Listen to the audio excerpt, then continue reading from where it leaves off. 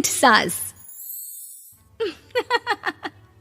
जमाना कितना भी बदल जाए, इतना भी नहीं कि बहू घर आए और सास गर्भवती दिख जाए।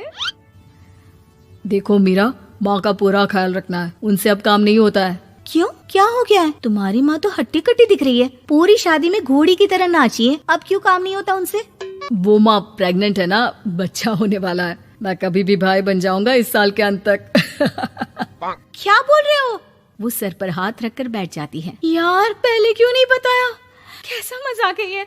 झूठ बोल रहे हो ना? हाँ, झूठ बोल रहे हो ना? तभी ससुर की आवाज आती है। बहू, पानी गरम कर दे, तेरी सास को दवाई देनी है।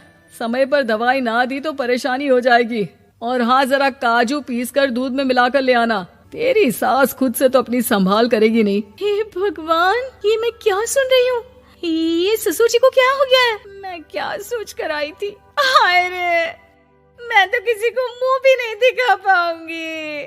अब ये रोना धोना बाद में करना, पहले गर्म पानी कर दो, माँ को दवाई देनी होगी। और हाँ, रात को माँ के पैरों में तेल लगा देना। बहू को गुस्सा आ जाता है, वो बड़बड़ करती किचन में जाती है जहाँ उसका ससुर खड़ा होता है। एक बड़ी जिम्मेदारी है हम सबके सर ऊपर। इस उम्र में माँ बनना खतरे से खाली नहीं होता। हाँ हाँ पता है, तो क्यों बन गई माँ? अरे खतरे से कम नहीं है तो क्या जरूरत थी लल्ला पैदा करने की? कैसी बात कर रही हो बहू? क्या तुम खुश नहीं कि घर में एक नया मेहमान आएगा, छोटे छोटे पैरों से पूरे घर में घूमेगा? पिताजी, ये हाथ जोड़े आपके, आप यहाँ से जाओ। ये शायरी बाद में बताना, अभी मैं पानी गरम करके थर्मस में दे देती हूँ। सारा दिन पिलाते रहो गरम पानी। और हाँ, ये बच्चे की बात बार बार मुझसे कोई नहीं करेगा। बहू का पारा अब चढ़ा ही रहता था। वो काम तो सारा करती, लेकिन किलस किलस कर। मीरा सारे काम से फुर्सत पाकर बैठी होती है कि माँ का फोन आ जाता है। बेटा, बहुत बड़ी जिम्मेदारी है तेरे सर पर, अच्छे से निभाना। ससुराल में हर किसी को खुश रखना वैसे तो मुश्किल है, लेकिन भगवान ही हिम्मत देता है बहू को हर कुछ सहकर सबको खुश रखने की। क्या बड़बड़ किए जा रही हो माँ? जानती भी हो कि यहाँ क्या चल रहा है? मेरी सास, अरे तेरी सास तो देवी है देवी। कितने खुश हो रहे थे सारे तेरी सूरत देख देख कर। पता नहीं जैसे बहू नहीं कोई मन मांगी मुराद मिल गई हो उन लोगों को। अरे बात तो पूरी सुनो। मन मांगी बुरा तो पूरी हुई है। अरे मेरी सास को बच्चा होने वाला है, प्रेग्नेंट है वो। क्या बकवास कर रही है मीरा? ये बात किसी को कहना मत। मुझे तो बता दिया, लेकिन अब अपनी जबान सिल ले। कहाँ है तेरी सास? बात तो करा मेरी। पूछू जरा, पोता पोती खिलाने की उम्र में खुद का बच्चा खिलाने का शौक कहाँ से आ गया? और आया भी तो बताना तो चाहिए था। अब क्या नाक कटाने के लिए हम लोगों से रिश्ता जोड़ा है? रुक, तेरे पापा से बात करती हूँ। मीरा फोन रखकर लेट जाती है। वो एक सपना देखती है कि उसकी गोद में एक बच्चा खेल रहा है। भाभी की गोद में कितना खुश दिख रहा है ना, लग ही नहीं रहा कि भाभी है। मैं तेरे लिए क्या लाया हूँ, सोने की बालियाँ। तेरी शादी में तो मैं बुढ़ा हो जाऊंगा ना। अरे कैसी बात कर रहा है बेटा, इसकी जिम्मेदारी तो तू ही लेगा। हम लोगों का तो कोई भरोसा नहीं, कब ऊपर वाला उठा ले। बहू को सास को देख देख कर गुस्सा आ रहा था। तभी वहाँ पड़ोसन आ जाती है। अरे बहू, तुझसे तो पूछने से भी डर लगता है कि कब खुशखबरी सुना रही है। अब तो अपनी 1 महीने की ननद की ही जिम्मेदारी संभाल ले, बहुत है। अपने जेवर भी रख देना और पैसे भी जमा करना शुरू कर दे। वो बात आगे बढ़ाती उससे पहले ही बहू जोर से चिल्लाकर उठ जाती है। नहीं नहीं नहीं नहीं, मैं अपने जेवर किसी को नहीं दूंगी। अरे कौन ले रहा है तुम्हारे जेवर? तुम औरतें भी ना सपने में भी जेवर ही संभालती रहती हो। मैंने जो सपना देखा है ना, सुनोगे तो होश उड़ जाएंगे। अच्छा, तुम अपना सपना बाद में बताना, पहले मेरा सुनो। कल मैंने इतना अच्छा सपना देखा, इतना अच्छा सपना देखा कि अगर वो पूरा हो जाता है ना तो मैं तुम्हारे लिए रानी हार बनवा दूंगा। बहू अब सारे गम भूलकर पति का सपना सुनने में लग जाती है। अरे क्या सपना था, बताइए ना। बोलिए भी तो, क्या सपना है? मैं पूरा कर दूंगी अगर बात रानी हार की है तो। बोलिए बोलिए।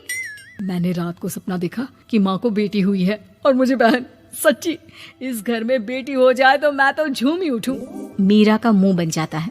वो चुप हो जाती है और सपने की बात याद करती है कि बेटी हुई तो उसे ही अपने गहने उसे देने होंगे। फिर तो रानी हार की जरूरत पड़ेगी ही। भाई लड़की बड़ी होगी, उसकी शादी होगी तो जेवर तो चढ़ाने ही होंगे ना, कहाँ से आएंगे वो? कितने समझदार हो तुम मीरा। मैंने भी यही सोचकर तुम्हारे लिए रानी हार लेने का सोचा था। अरे फूटी किस्मत मेरी जो ऐसा परिवार मिला। मेरे पापा की तो मैं अभी क्लास लगाती हूँ, जो सब जानते हुए भी ऐसे परिवार में मेरी शादी कर दी।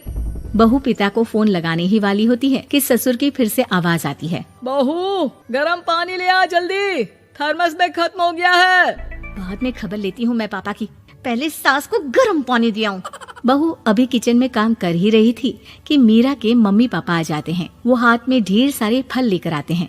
मीरा के पिता मीरा के ससुर से कहते हैं, लीजिए भाई साहब, ये फल रखिए, बहन जी को खिला दीजिएगा।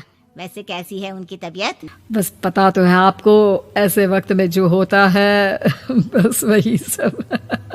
मुझे तो सुनकर बहुत गुस्सा आया था, लेकिन चलिए, भाग्य में जो है लिखा उसे कौन टाल सकता है। डॉक्टर को दिखाए? हाँ, बस डॉक्टर आने ही वाला है। अच्छा हुआ आप लोग भी आ गए। उतने में एक सुंदर सी लेडी डॉक्टर आती है।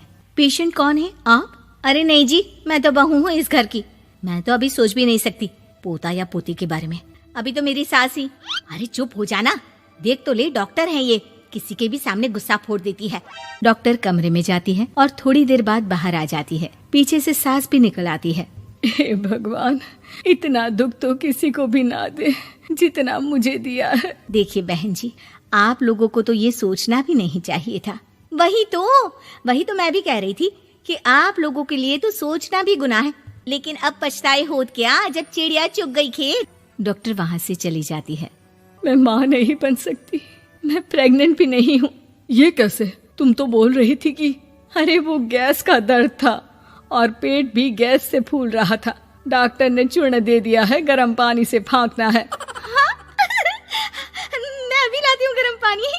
अरे मैं तो गीजर ही लगा देती हूँ। हाय रे, खुशी के मारे पागल ना हो जाओ।